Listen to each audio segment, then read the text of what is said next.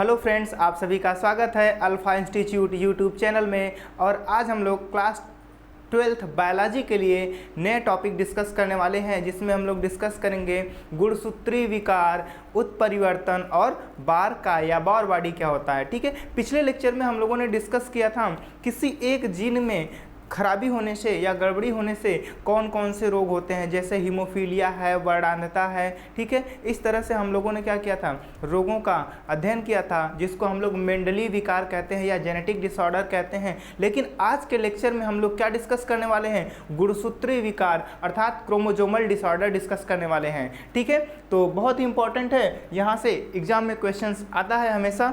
तो चलिए स्टार्ट करते हैं। सबसे पहले हम लोग बात करते हैं गुणसूत्री विकार या क्रोमोजोमल डिसऑर्डर क्या होता है। ठीक है, समझ में आया? गुणसूत्री विकार, ध्यान से देखिएगा, गुणसूत्री विकार,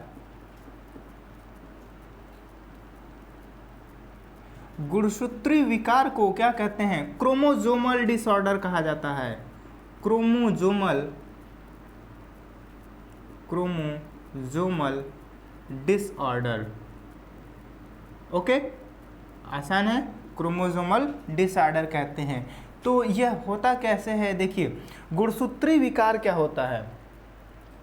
जब क्या होता है, गुणसूत्र की संख्या में बदलाव हो जाता है। क्या होता है, गुणसूत्र की संख्या में बदलाव हो जाता है, तो इसे क्या कहते हैं, गुणसूत्री विकार कहते हैं। गुणसूत्र की संख्या में बदलाव से होने वाले जो रोग होते हैं, विकार होते हैं, उन्हीं को क्या बोला जाता है, गुणसूत्री विकार। गुणसूत्र की संख्या या तो बढ़ जाए या तो घट जाए। ठीक है, इसी को क्या बोलेंगे, गुणसूत्री विकार बोलते हैं। ठीक है, तो देखिए यहाँ पे जो गुणसूत्री विकार होता है या क्रोमोजोमल डिसऑर्डर होता है, यह दो प्रकार का होता है। कितने प्रकार का होता है, मुख्य रूप से दो प्रकार का होता है। ठीक है, एक होता है एन्यूप्लाइडी,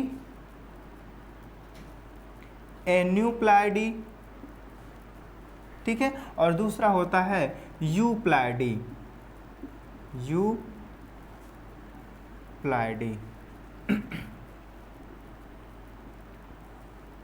तो एन्यूप्लाइडी और यूप्लाइडी दो प्रकार के क्या होते हैं, गुणसूत्री विकार होते हैं।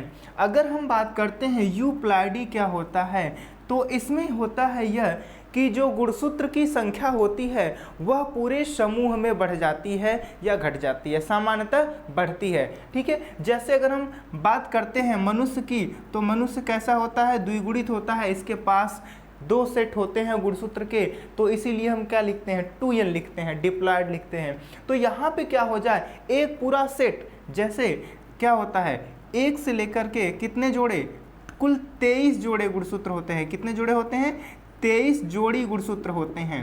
कितनी जोड़ी, 23 जोड़ी गुणसूत्र होते हैं। अर्थात कुल क्या होता है, 2 सेट होता है। जोड़े में है, जोड़े में है, इसलिए क्या है, 2 सेट होता है गुणसूत्र का। एक यहाँ पे पहली जोड़ी का गुणसूत्र, दूसरी जोड़ी, तीसरा, चौथा, ठीक है, पांचवा, छठा, सातवां, इसी तरह से क्या होगा, 23वीं जोड़ी तक का क्या होगा, गुणसूत्र होता है। ठीक है, क्या होगा, 23वीं जोड़ी तक का गुणसूत्र होता है। तो इस प्रकार से देखिए, एक सेट यह बन गया, इधर एक सेट क्या हो गया, ये हो गया। ठीक है, और दूसरा सेट इधर हो गया। तो 2 सेट होते हैं, तो इसलिए क्या होता है, द्विगुणित होता है। तो यूप्लाइडी में क्या होता है कि गुणसूत्र का एक पूरा सेट ही बढ़ जाता है, गुणसूत्र का पूरा सेट ही बढ़ जाता है। ठीक है, तो यहाँ पे 23 जोड़ी गुणसूत्र बढ़ जाएंगे, तो क्या हो जाएगा, ट्रिप्लॉइडी हो जाएगा। ठीक है, यहाँ पे डिप्लॉइडी कंडीशन है, तो क्या हो जाएगा, ट्रिप्लॉइडी कंडीशन हो जाएगा। ठीक है, समझ में आया ना? तो इस प्रकार से क्या होता है, गुणसूत्र का पूरा एक सेट बढ़ जाता है, या 2 सेट बढ़ जाता है, या 3 सेट बढ़ जाता है। किसमें, यूप्लाइडी में। सामान्यतः यह जंतुओं में क्या होता है, घातक होता है। घातक होने का मतलब है मृत्यु हो जाएगी। ठीक है, तो ऐसी स्थिति में, ऐसी गुणसूत्र की संख्या में बढ़ोतरी होने से जो जंतु हैं वह क्या होते हैं, मृत हो जाते हैं। लेकिन पौधों में यह संभव है, पौधों में क्या है, यह संभव है। पौधों में यूप्लाइडी या पॉलीप्लाइडी कंडीशन पाया जाता है, जिसमें क्या होता है, जो फल लगते हैं वो बड़े आकार के या फूल लगते हैं वो बड़े आकार के होते हैं। तो पौधों में प्लाइडी कंडीशन पाया जाता है या यूप्लाइडी कंडीशन पाया जाता है। जैसे गेहूं है तो गेहूं में 4 जोड़ी गुणसूत्र पाए जाते हैं, ठीक है, टेट्राप्लाइडी कंडीशन पाया जाता है। तो इस प्रकार से पौधों में यह यूप्लाइडी कंडीशन पाया जाता है। तो अगर क्या होता है, केवल एक सेट बढ़ता है, कितना, एक सेट, तो बोला जाएगा मोनोप्लाइडी। गुणसूत्र का केवल एक सेट बढ़ता है तो मोनोप्लाइडी, और अगर 2 सेट बढ़ता है तो डिप्लोप्लाइडी, डिप्लोप्लाइडी, और अगर 3 सेट बढ़ता है तो ट्रिप्लोप्लाइडी। ठीक है, समझ में आ रहा है। और इसी तरह 4 या 5 बढ़ते हैं तो सिंपली आप क्या बोल देते हैं, पॉलीप्लाइडी, पॉलीप्लाइडी। ठीक है, तो जो पॉलीप्लाइडी कंडीशंस है किसमें पाया जाता है, पौधों में पाया जाता है, जंतुओं में नहीं पाया जाता। इसमें क्या होता है, गुणसूत्र का पूरा सेट क्या होता है, बढ़ जाता है। समझ गए, बहुत ही आसान है। अब यहाँ पे देखिए दूसरा प्रकार क्या है, दूसरा प्रकार है एन्यूप्लाइडी। इसमें क्या होता है, गुणसूत्र की संख्या में कमी या बढ़ोतरी होती है, पूरे सेट में नहीं, गुणसूत्र की संख्या में कमी या बढ़ोतरी होती है। ठीक है, गुणसूत्र की संख्या घट जाएगी या गुणसूत्र की संख्या बढ़ जाएगी। तो इस तरह से जो एन्यूप्लाइडी है यह 2 प्रकार का हो जाता है, एक होता है हाइपर और दूसरा हो जाता है हाइपो एन्यूप्लाइडी। ठीक है, हाइपर एन्यूप्लाइडी और दूसरा हो जाता है हाइपो। हाइपर का मतलब होता है बढ़ना, हाइपो का मतलब होता है घटना। ठीक है, हाइपर का मतलब होता है बढ़ना, हाइपो का मतलब होता है घटना। ठीक है, तो घटना में देखिए कौन सा आता है, जब एक गुणसूत्र घटता है, कितने गुणसूत्र की कमी हो जाएगी, एक गुणसूत्र की कमी होती है, तो इसे बोला जाता है मोनोसोमी। क्या बोलते हैं, मोनोसोमी। मीन्स क्या होगा, एक गुणसूत्र माइनस हो जाएगा 2n-1, इसको 2n-1 से प्रदर्शित करते हैं। एक गुणसूत्र क्या होगा, घट जाएगा। हाइपो का मतलब घटना होता है, जब एक गुणसूत्र घटता है तो कहते हैं मोनोसोमी, और जब 2 गुणसूत्र घटता है तो इसे बोला जाता है नलीसोमी या नलसोमी। क्या बोलते हैं, नलसोमी कहते हैं। ठीक है ना, तो यहाँ पे क्या होगा, 2n-2 हो जाएगा। एक गुणसूत्र घटता है तो मोनोसोमी, 2 गुणसूत्र घटता है तो बोलते हैं इसे नलीसोमी। ठीक है ना, तो इसे 2n-2 से प्रदर्शित किया जाता है। दूसरा देखिए जो हाइपर है, इसमें क्या होता है, जब एक गुणसूत्र बढ़ता है तो इसे कहते हैं ट्राइसोमी। इसे 2n+1 से प्रदर्शित करेंगे। कैसे, 2n+1 से प्रदर्शित करते हैं। हाइपर में क्या होगा, गुणसूत्र की संख्या बढ़ जाएगी, प्लस होगा। हाइपो में क्या होगा, माइनस। तो आप देख रहे हैं यहाँ पे क्या हो रहा है, घट रहा है गुणसूत्र, और यहाँ पे क्या हो रहा है, गुणसूत्र की संख्या बढ़ रही है। ठीक है ना, क्रोमोसोम की संख्या बढ़ रही है। दूसरा देखिए टेट्रासोमी, क्या होगा, टेट्रासोमी। टेट्रासोमी में क्या होगा, 2n+2 हो जाएगा। गुणसूत्र की संख्या कितनी बढ़ेगी, 2 बढ़ जाएगी। गुणसूत्र की संख्या कितनी बढ़ जाएगी, 2 बढ़ जाती है। समझ में आया, तो ट्राइसोमी 2n+1 और टेट्रासोमी 2n+1।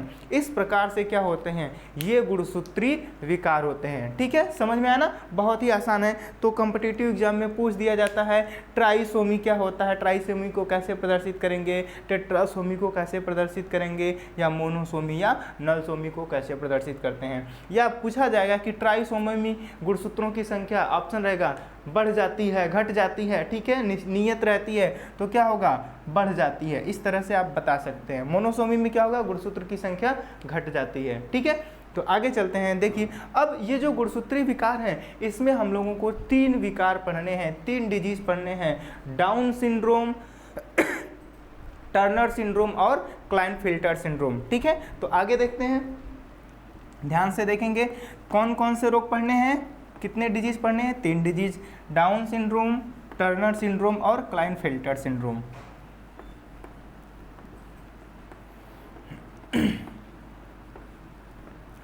तो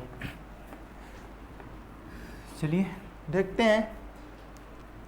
देखिए गुणसूत्री विकार में हमें यहाँ पे 3 रोग पढ़ने हैं, ठीक है, 3 डिजीज पढ़ना है।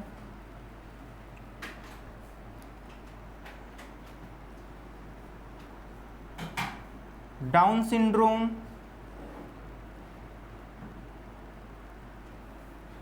टर्नर सिंड्रोम, ठीक है, आप सिंपली इसको हिंदी में भी लिख सकते हैं, कोई दिक्कत नहीं है।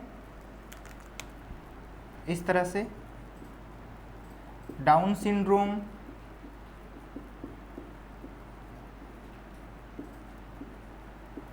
टर्नर सिंड्रोम,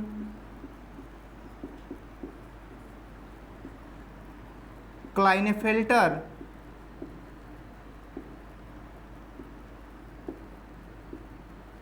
सिंड्रोम, ठीक है। तो ये 3 सिंड्रोम पढ़ना है हम लोगों को यहाँ पे, ठीक है ना।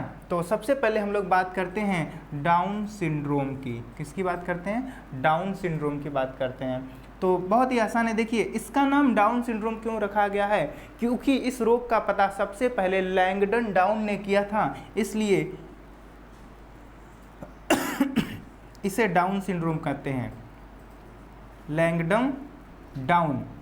तो इस रोग का पता सबसे पहले किसने लगाया था? लैंगडन डाउन ने लगाया था, या इसका वर्णन सबसे पहले लैंगडन डाउन ने किया था, इसलिए इसको क्या कहते हैं? डाउन सिंड्रोम कहते हैं, ठीक है, समझ में आया। इस रोग में देखिए क्या होता है, इस रोग में जो गुणसूत्र है वह 1 बढ़ जाता है, गुणसूत्र की संख्या क्या होती है? 1 बढ़ जाती है, ठीक है। अर्थात यहाँ पे ट्राइसोमी कंडीशन होता है। क्या कंडीशन हो जाएगा? ट्राइसोमी मीन्स 2n+1, एक गुणसूत्र क्या होता है? बढ़ जाता है, ठीक है। अब यह जो गुणसूत्र है वह कौन सा गुणसूत्र बढ़ता है? तो यह 21वीं जोड़ी का गुणसूत्र बढ़ता है। कौन सा? 21वीं जोड़ी का गुणसूत्र क्या होता है? बढ़ जाता है, जिसके कारण क्या होता है, यहाँ पे जो कुल गुणसूत्र की संख्या होती है कितनी हो जाती है? 47 हो जाती है। कुल कितने गुणसूत्र हो जाते हैं? 47 हो जाते हैं, क्योंकि 21वीं जोड़ी का एक गुणसूत्र क्या होता है? बढ़ जाता है। तो 21वीं जोड़ी का जो गुणसूत्र होगा, यहाँ पे ऐसे 2 की जगह क्या मिलेगा? इस तरह से 3 गुणसूत्र मिलते हैं। कौन सा गुणसूत्र है ये? समजात गुणसूत्र है, ऑटोसोम्स है, या अलिंग गुणसूत्र है। कैसा गुणसूत्र है? अलिंग गुणसूत्र है, ठीक है ना, अलिंग गुणसूत्र। यह बढ़ गया है, ठीक है, 1 बढ़ गया है, सामान्यतः 2 होना चाहिए था, लेकिन कितना हो गया? 3 हो गया, ठीक है ना। अब यहाँ पे देखिए कैसा कंडीशन है? ट्राइसोमी है और 21वीं जोड़ी का गुणसूत्र बढ़ रहा है। आप देख रहे हैं कि एक एक्स्ट्रा एक्स गुणसूत्र आ गया है, ठीक है। तो सामान्यतः यह जो रोग होता है यह स्त्री और पुरुष दोनों में हो सकता है। किसमें? स्त्री और पुरुष दोनों में हो सकता है। और सामान्यतः जो 700, ठीक है, 700 बच्चों का जब जन्म होता है, इसमें से क्या होता है? एक ऐसा बच्चा होता है जिसको डाउन सिंड्रोम होता है। तो इसकी फ्रीक्वेंसी कितनी होती है? 700 में से 1, ठीक है, 700 बच्चों में से क्या होगा? एक बच्चा डाउन सिंड्रोम से पीड़ित रहता है, ठीक है। 700 में से कितना बच्चे? 1 बच्चे डाउन सिंड्रोम से पीड़ित रहते हैं। सामान्यतः इस रोग को मंगोली जड़ता भी कहते हैं। इस रोग को क्या कहते हैं? मंगोली जड़ता, मंगोली जड़ता कहा जाता है, ठीक है। तो इस रोग में क्या होता है, जो रोगी होता है उसके क्या लक्षण होते हैं? उसका जो मुख होता है वह खुला रहता है, और जो चेहरा होता है, फेस होता है, वह गोल होता है। फेस कैसा होता है? गोल होता है डाउन सिंड्रोम में। और जो गर्दन होती है ना, गर्दन भी मोटी और छोटी होती है। गर्दन कैसी होती है? मोटी होती है बहुत। और लंबाई क्या होती है व्यक्ति की? बहुत छोटी होती है। तो लंबाई ज़्यादा विकसित नहीं होती, लंबाई छोटी रहती है डाउन सिंड्रोम से पीड़ित व्यक्ति के, ठीक है, समझ में आया। मुख क्या होगा? थोड़ा सा खुला रहता है। और जीभ क्या होती है? मोटी होती है। मुख खुला रहेगा और जीभ क्या होगी? मोटी होती है। इसके साथ साथ जो त्वचा है, त्वचा भी खुरदुरी रहती है। त्वचा कैसी रहती है? खुरदुरी रहती है। डाउन सिंड्रोम से पीड़ित व्यक्ति की त्वचा कैसी होती है? खुरदुरी रहती है, ठीक है। जो हाथ की उंगलियां होती हैं ये मोटी मोटी और ठूंठदार होती हैं। ठीक है, कैसी होती है? मोटी मोटी उंगलियां होती हैं, ठूंठदार उंगलियां होती हैं डाउन सिंड्रोम से पीड़ित व्यक्ति की। और ये डाउन सिंड्रोम से पीड़ित व्यक्ति कैसे होते हैं? नपुंसक होते हैं। कैसे होते हैं? नपुंसक। सामान्यतः ऐसे व्यक्ति की मृत्यु 16 या 17 की वर्ष की आयु में क्या होती है? मृत्यु हो जाती है। 17 या 16 वर्ष की आयु में ऐसे रोगियों की मृत्यु हो जाती है। लेकिन कुछ व्यक्ति ऐसे रहते हैं, लगभग 8% व्यक्ति, जो 40 वर्ष की आयु तक जीवित रह पाते हैं या पहुंच पाते हैं। ठीक है, तो समझ में आया। और क्योंकि यहाँ पे इस देखिए इसको मंगोली जड़ता क्यों कहा जाता है?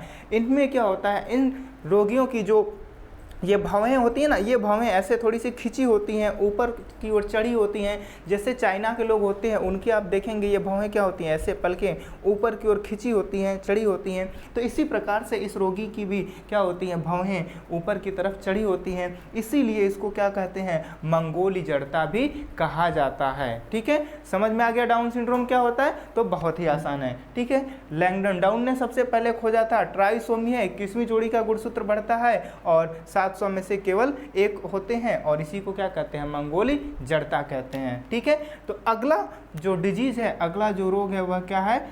टर्नर सिंड्रोम है। अगला रोग क्या है? टर्नर सिंड्रोम है। ठीक है, तो अगला रोग देखिए टर्नर सिंड्रोम क्या होता है।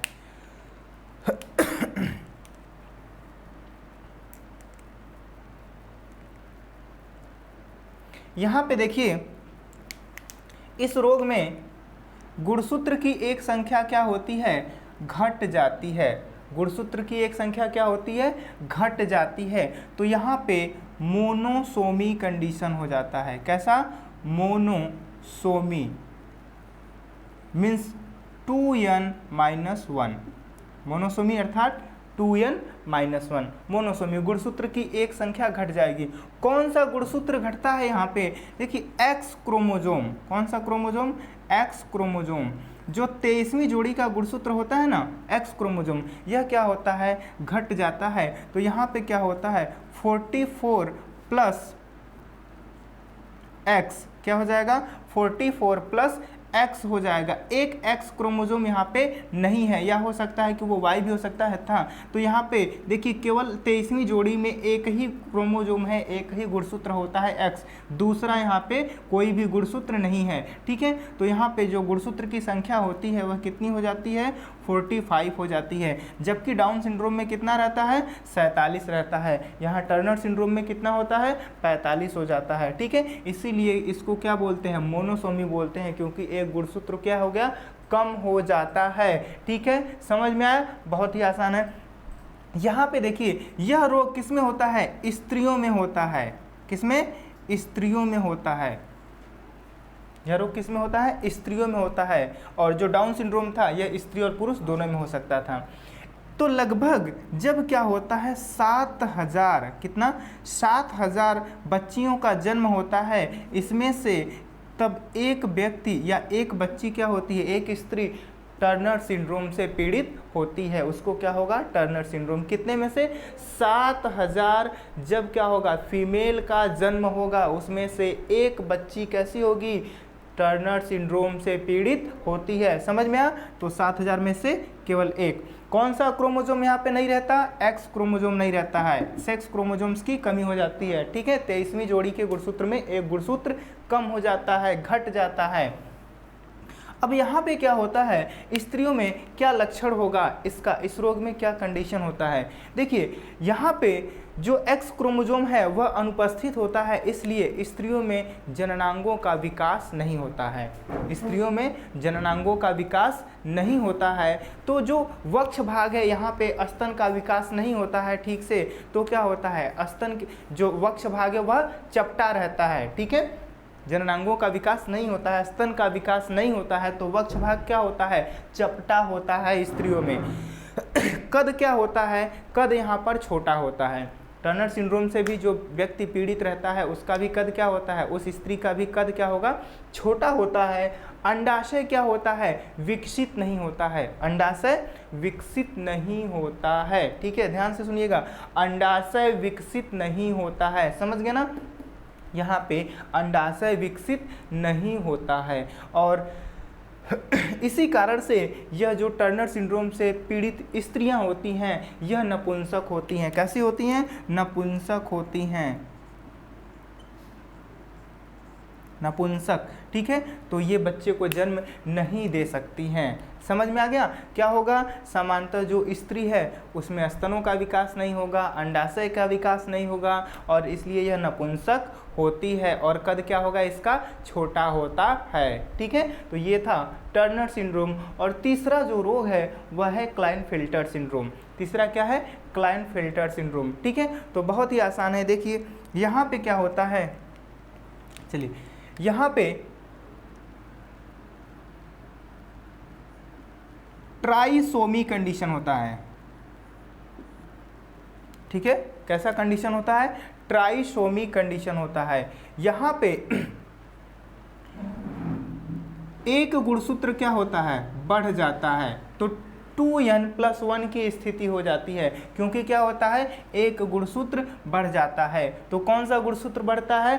सेक्स क्रोमोसोम बढ़ जाता है। तो यहाँ पे कंडीशन हो जाती है 44 + XXY। ठीक है, क्या कंडीशन होती है? 44 + XXY। तो कुल गुणसूत्रों की संख्या यहाँ पे कितनी हो जाती है? 47 हो जाती है। ठीक है, कुल गुणसूत्रों की संख्या कितनी होगी इसमें? 47 हो जाती है। ठीक है, ध्यान से देख रहे हैं, 44 + XXY होता है। तो यहाँ पे गुणसूत्रों की संख्या बढ़ करके 47 हो जाती है, क्योंकि एक गुणसूत्र बढ़ रहा है, इसलिए ट्राइसोमी कंडीशन होता है। ठीक है, समझ में ना? एक गुणसूत्र बढ़ गया तो ट्राइसोमी। यह जो रोग होता है यह पुरुषों में होता है। किस में होता है? क्योंकि यहाँ पे देखिए Y क्रोमोसोम स्थित है, इसलिए यह क्या विकसित होगा? पुरुष की तरह विकसित होगा। तो यह रोग पुरुषों में होता है। किस में होता है? पुरुषों में होता है। सामान्यतः जब 500, ठीक है, कितना? 5, सॉरी यहाँ पे 700 में से था तो मैंने 7000 लिख दिया था। ठीक है, यहाँ पे देखिए जब क्या होता है 5000, कितना? 5000 क्या होता है? पुरुषों का जन्म होता है। कितना? 5000 पुरुषों का जन्म होता है। 700, सॉरी देखिए यहाँ पे क्या है कि ये कितना था? उल्टा यहाँ पे हो गया। यहाँ पे ये था 5000, 700, यहाँ पे ये था 5000 और ये था यहाँ पे 500। ठीक है, कोई बात नहीं। यहाँ पे क्या था? 5000 होगा और यहाँ पे क्या होगा? 500 होगा। ठीक है ना? तो जब क्या होता है 500 पुरुषों का क्या होता है? जन्म होता है। ठीक है, तो 500 पुरुषों में से केवल एक पुरुष क्या होता है? क्लाइनफेल्टर सिंड्रोम से पीड़ित होता है। समझ में आया? कितना? 500 पुरुषों में से एक पुरुष क्या होगा? क्लाइनफेल्टर से पीड़ित होता है। इसमें क्या होता है? देखिए एक एक्स्ट्रा एक्स क्रोमोसोम आ गया। कितना? एक एक्स्ट्रा एक्स क्रोमोसोम आ जाता है। तो एक्स क्रोमोसोम के उपस्थिति के कारण क्या होता है? इसमें स्त्रियों जैसे लक्षण विकसित हो जाते हैं। क्या होते हैं? स्त्रियों जैसे लक्षण विकसित हो जाते हैं। स्तनों का विकास हो जाता है। पुरुषों में क्या होता है? स्तनों का विकास हो जाता है और इसी प्रक्रिया को गाइनेकोमेस्टिया कहा जाता है। क्या कहते हैं? गाइनेकोमेस्टिया। पुरुषों में क्या होगा? स्तनों का विकास हो जाएगा। इसे क्या कहते हैं?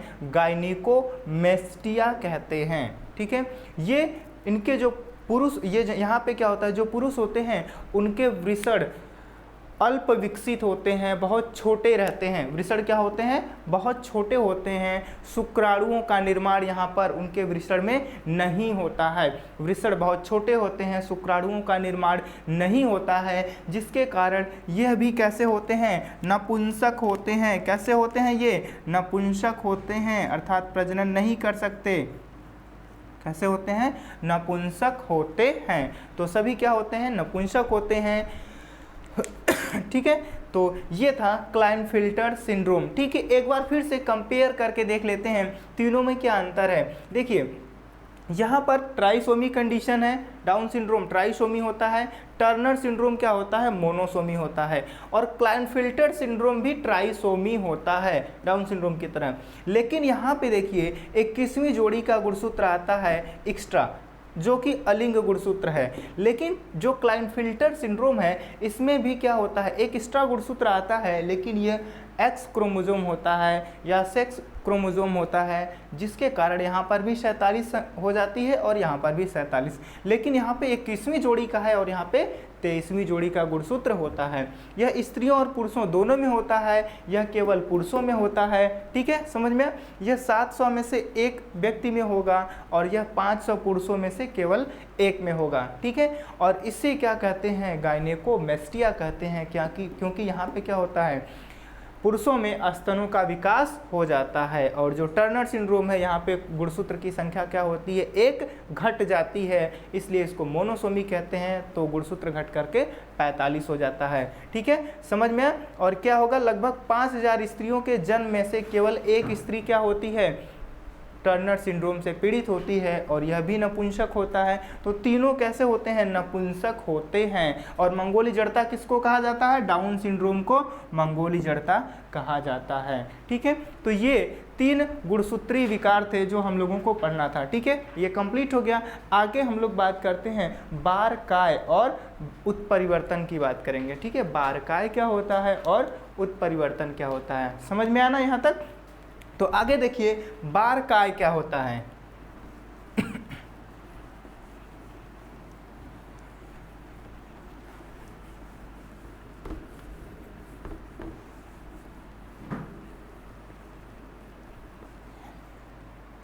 चलिए ठीक है, ध्यान से देखेंगे।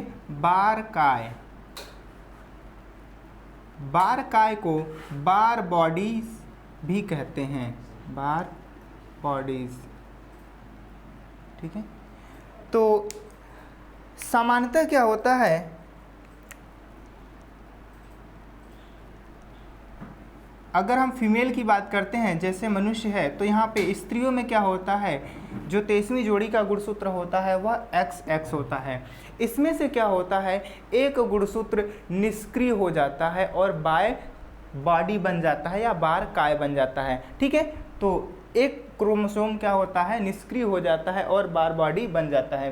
देखिए जो बार बॉडी है इसकी खोज सबसे पहले बार तथा बारस्ट्राम,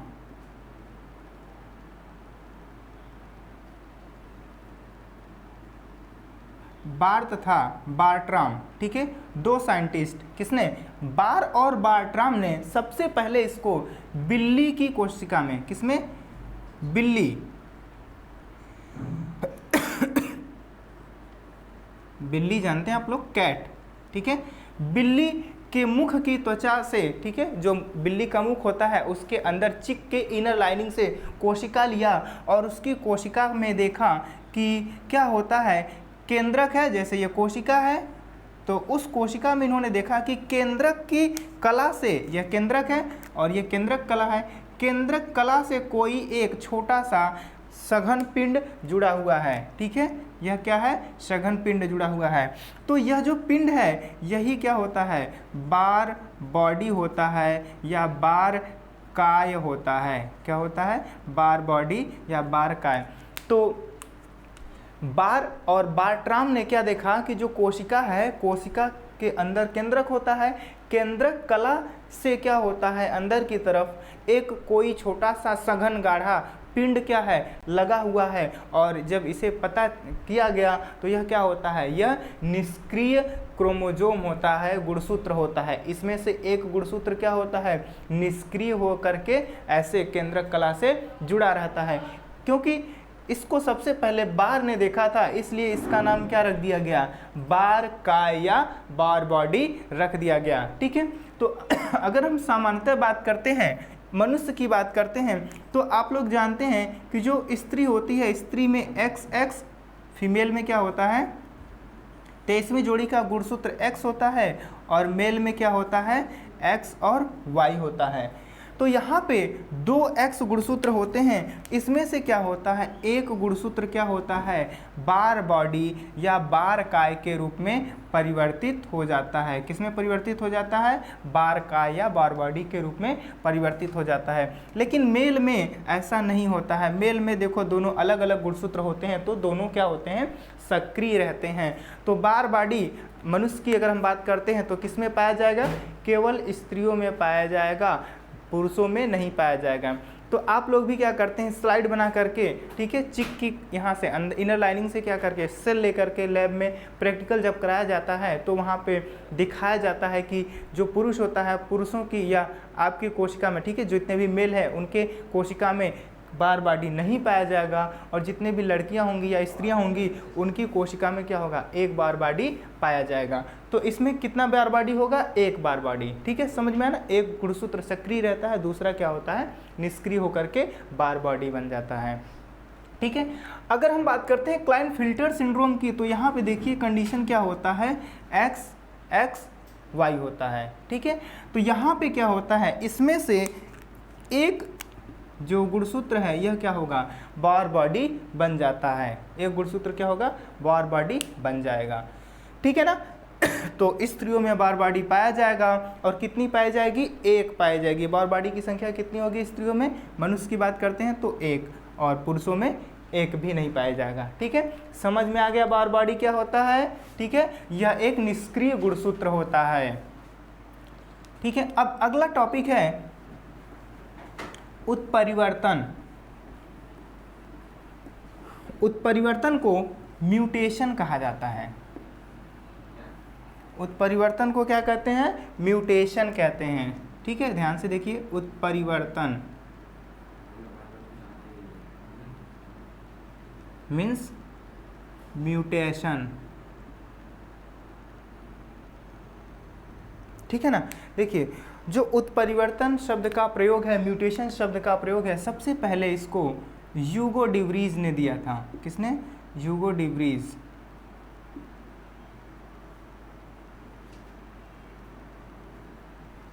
ठीक है, और उत्परिवर्तन होता क्या है, क्या होता है, जब अचानक से किसी भी कारण से क्या हो, डीएनए में बदलाव हो जाए या डीएनए में परिवर्तन हो जाए। किसमें परिवर्तन हो जाए, डीएनए में परिवर्तन हो जाए। तो डीएनए में होने वाला परिवर्तन क्या कहलाता है, उत्परिवर्तन कहलाता है। अगर डीएनए में परिवर्तन हो जाता है तो क्या होगा, वह एक पीढ़ी से दूसरी पीढ़ी में जाएगा। ठीक है, कौन सी डीएनए में, जो जर्म सेल्स हैं, जर्म सेल्स में। ठीक है, सोमैटिक सेल में होगा तो वह अगली पीढ़ी में नहीं जाएगा। कौन सी सेल में, जर्म सेल्स में, जो युग्मक बनाने वाली कोशिका होती हैं। ठीक है, या युग्मकों में जब क्या होगा, डीएनए में परिवर्तन हो जाएगा तो वह डीएनए क्या होगा, एक पीढ़ी से दूसरी पीढ़ी, अगली पीढ़ी में स्थानांतरित होता है। और डीएनए ही क्या करता है, यह डीएनए ही जीन होता है, और डीएनए ही क्या करता है, लक्षणों का निर्धारण करता है।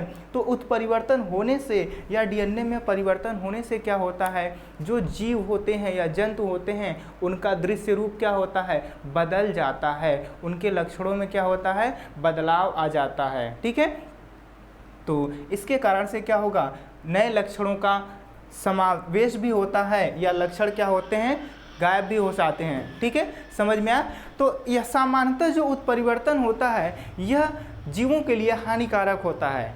सामान्यतः उत्परिवर्तन जीवों के लिए हानिकारक होता है। कुछ ही उत्परिवर्तन ऐसे होते हैं जो जीवों या जंतुओं के लिए क्या होते हैं, लाभदायक होते हैं। ठीक है, तो डीएनए में होने वाला परिवर्तन क्या कहलाता है, उत्परिवर्तन। अब ये डीएनए में परिवर्तन होता कैसे है, ये डीएनए में परिवर्तन होता कैसे है, तो डीएनए में जो परिवर्तन है कई कारणों से हो सकता है। ठीक है, जैसे एक्सरे से, ठीक है, यूवी रे से, एक्सरे है, अल्ट्रावायलेट रेज हैं। ठीक है, इन सभी किरणों से क्या हो सकता है, उत्परिवर्तन हो सकता है। रासायनिक पदार्थ से हो सकता है,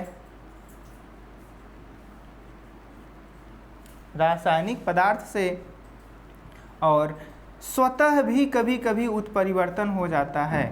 ठीक है, तो और भी कुछ कारण हो सकते हैं, जैसे विकिरण है, रेडिएशन है, या सामान्यतः तो ये क्या है, मुख्य कारण है जिनसे क्या होता है, उत्परिवर्तन होता है। एक्सरे, यूवी रे, रासायनिक पदार्थ और स्वतः भी कभी कभी उत्परिवर्तन हो जाता है।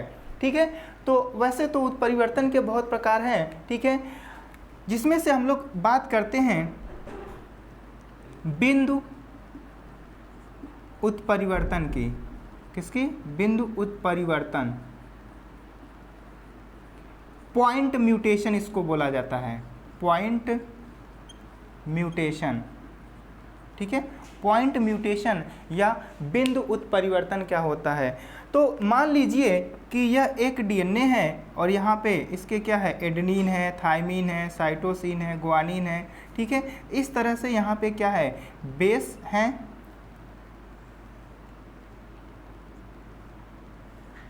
इस तरह से यहाँ पे बेस हैं। ठीक है, नाइट्रोजिनस बेस हैं, न्यूक्लियोटाइड हैं। तो अब क्या हो, अगर केवल एक क्या हो, केवल एक जो न्यूक्लियोटाइड है, न्यूक्लियोटाइड का जोड़ा है, केवल एक पॉइंट पे क्या हो, इसमें बदलाव हो जाए। ठीक है, यह बदल जाए, मान लीजिए जी के प्लेस पे क्या हो जाए, टी आ जाए, तो यहाँ पे क्या हो जाएगा, ए हो गया।